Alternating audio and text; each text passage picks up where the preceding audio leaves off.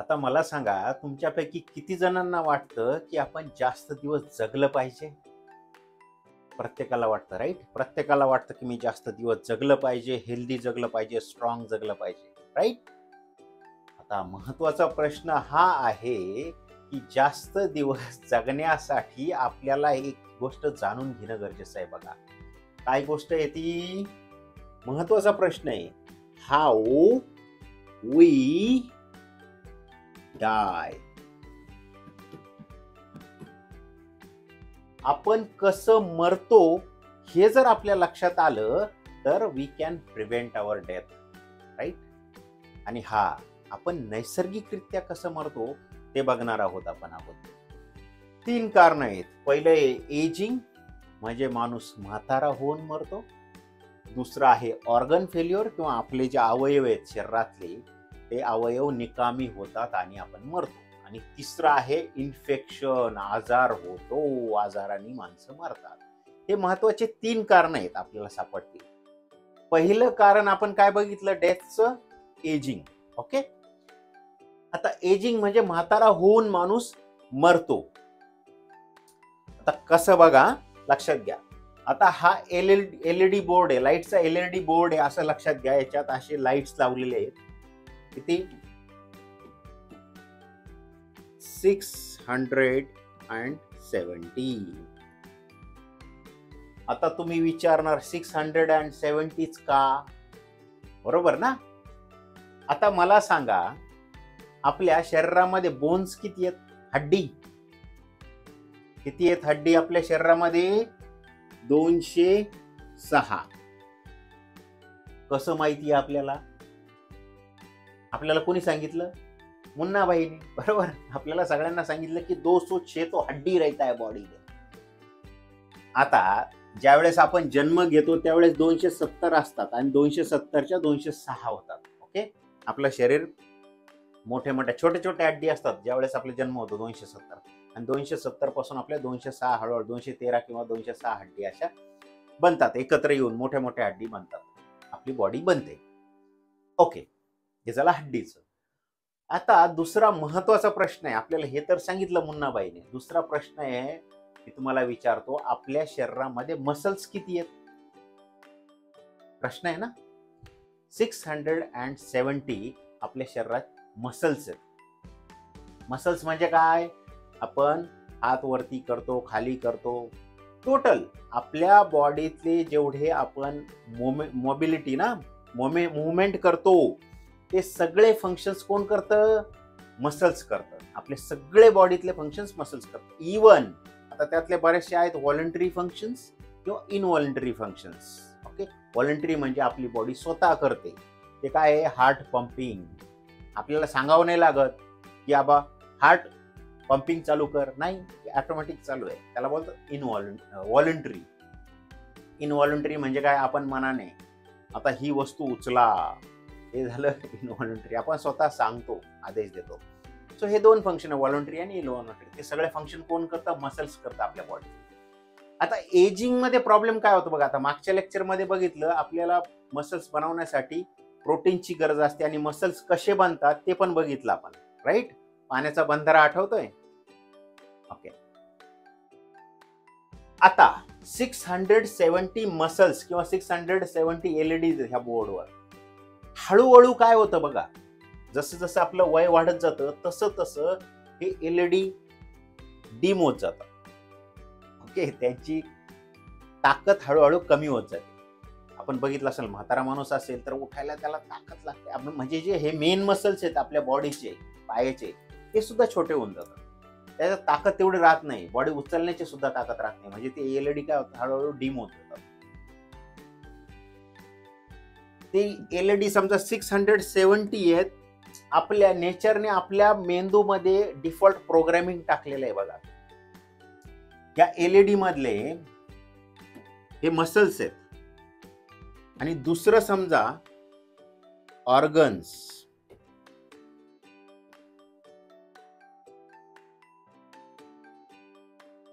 ह्या बाकीच्या बॉडीतल्या सगळ्या ऑर्गन्सचं फंक्शन करायचं काम कोण करतं? Muscles, right? छोटे छोटे मसल्स पण आहेत. स्केलेटल मसल्स आहेत, 840 पर्यंत आकडा आहे स्केलेटल मसल्सचा. टिश्यूचे मसल्स आहेत छोटे छोटे. मसल्स काय करतात माहितीये? ऑक्सिजन आपण जो घेतो तो आणि शरीरातला जो ग्लुकोज आहे त्याच्यातून कार्बन घेतो आणि तो एकत्र होतो. आपल्याला काय मिळतं त्याच्यातून? Energy. Because C+O2 is exothermic reaction. हे जर दोन एकत्र आले तर आपल्याला एनर्जी मिळते. हे आपण पाहिलं दुसऱ्या लेक्चरमध्ये. आता ती एनर्जी वापरायचं काम कोण करतं? मसल्स करतात. आता प्रॉब्लेम हा होतो, हळूहळू मसल्स जिम होऊन जातात आणि याची जी संख्या आहे ना ऍक्च्युली कमी होत जाते. मग आपल्या बॉडीमध्ये, मेंदूमध्ये डिफॉल्ट प्रोग्रामिंग आहे देवाने, नेचरने टाकलेलं, की ही मसल्स जर हळूहळू कमकुवत होत गेले, त्याची संख्या पर्टिक्युलर रेंजच्या खाली गेली की आपलं मेंदू आपल्या हार्टला स्वतः कमांड देतो की आपलं इथलं काम संपलं, अभि निकल्य. राईट? म्हणजे आपण आता इथे काही कामाचे राहिलो नाही. आपले बॉडीचे जे नॅचरल फंक्शन्स आहेत किंवा आपल्या बॉडीचे जे बेसिक फंक्शन्स आहेत ते सुद्धा आपल्याला जमत नाही. आपले मसल्स सगळे छोटे झालेत, कमकुवत झालेत. आपण आपल्या बॉडीची काळजी घेऊ शकत नाही. त्यामुळं आता ही बॉडी किंवा हे शरीर सोडून जा. ओके, हे नॅचरल प्रोग्रामिंग आहे. आता मसल जर कमकुवत झाले तर तुम्हाला सांगितलं ऑर्गन्स पण कमकुवत होतात हळूहळू. ते स्पायरल इफेक्ट आहे. स्पायरल इफेक्ट, डॉमिनो इफेक्ट किंवा स्पायरल इफेक्ट म्हणतात त्याला. गोष्टी हळू हळू हळू हळू हळू हळू मोठ्या होत जातात. मसल्स कमकुवत झाले तर आपली मोबिलिटी कमी होते.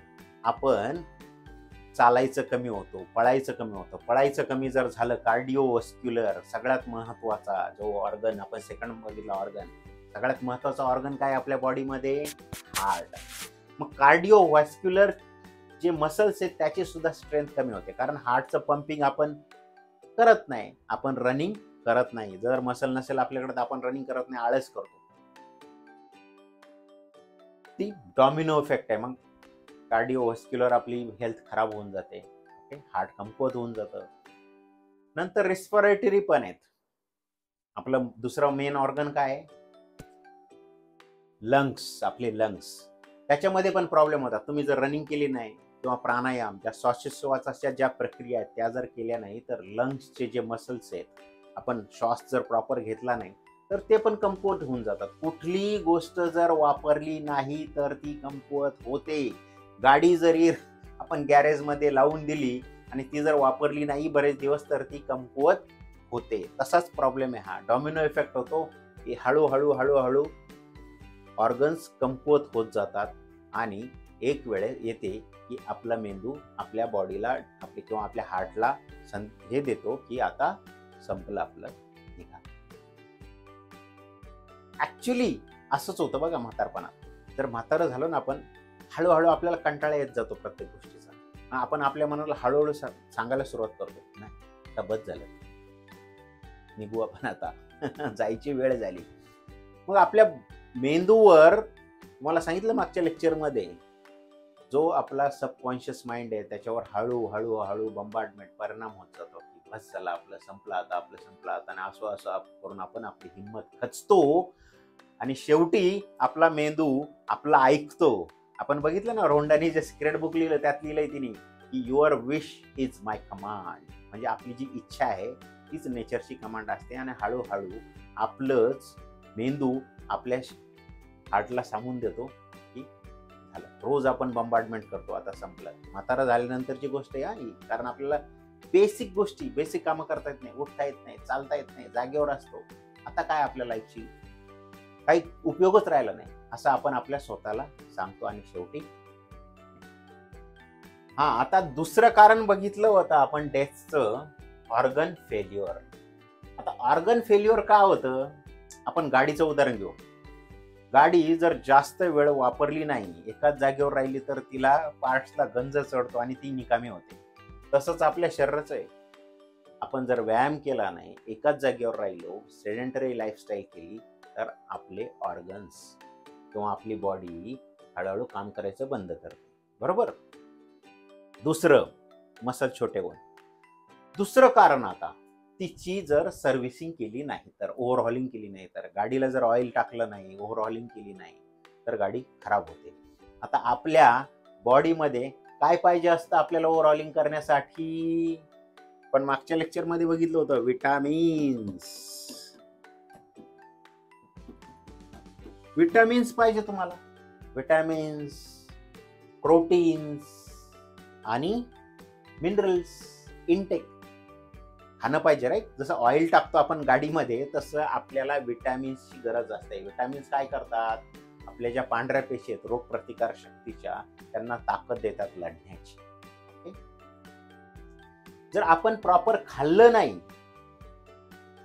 आपली बॉडी काय करते बघा, आपण जर विटॅमिन्स आणि प्रोटीन्स योग्य प्रमाणात खाल्ले नाही तर बॉडी काय करते? परत संदेश देते, भूक लागली, आपल्याला परत परत भूक लागते. पण आपण जर परत विटॅमिन्स आणि प्रोटीन्स न खाता नुसतं जर कार्बोहायड्रेट खात राहिलो तर काय होईल? नंतर पोकळी तयार होईल. आपल्या बॉडीला जेवढे विटॅमिन्स आणि मिनरल्स पाहिजे तेवढे मिळणार नाही. त्या ऑर्गन्सला, प्रत्येक ऑर्गन्सला विटॅमिन्स, प्रोटीन्सची गरज असते, डेव्हलप होण्यासाठी प्रोटीन्सची गरज असते. ती जर मिळाली नाही तर काय होणार? ते छोटे छोटे होत जाणार, कमकुवत होत जाणार, त्याचे जे फंक्शन्स आहेत ते सगळे होणार नाहीत. आता विटॅमिन जर मिळाले नाही तर रोगप्रतिकार शक्ती सुद्धा कमी होते. रोगप्रतिकार शक्ती जर झाली तर अटॅक होणार आपल्या बॉडीवर, बाकीचे जे व्हायरस आहेत त्यांचा, आपली जी सिस्टम आहे ओव्हरवेल्म होणार, जी आपली इम्युन सिस्टम आहे, आणि आपल्याला आजार होणार. आणि आजार झाल्यानंतर ऑर्गन्सचे आजार होतात, बऱ्याचशा ऑर्गन्सचे इन्फेक्शन्स होतात, हार्टचे आजार होतात, किंवा लंग्सचे होतात, किंवा युरिनरी ट्रॅकचे इन्फेक्शन्स होतात. हे का होतात? बाकीचे जे परकीय आहेत ऑर्गॅनिझम्स, ते आपल्या बॉडीवर, मायक्रो ऑर्गॅनिझम्स, छोटे छोटे जे जंतू आहेत किंवा मायक्रो ऑर्गॅनिझम्स, ते आपले काय करतात? अटॅक करतात, आणि हळूहळू ऑर्गन्सवर अटॅक करतात. जे कमकुवत ऑर्गन आहे, लक्षात घ्या, बाहेरून जर अटॅक झाला कुठल्याही रोगाचा, कमकुवत ऑर्गनवर अटॅक होतो, आणि कमकुवत ऑर्गन आणखी कमकुवत होतं, आणि आपलं ऑर्गन फेल्युअर होतं. साधं उदाहरण घ्या, कोविडमध्ये कुठला ऑर्गन खराब झाला आपला? कुठला? Lungs, right? लंग्सवर प्रॉब्लेम झाला, आणि प्रॉब्लेम आणखी मोठा काय झाला माहितीये?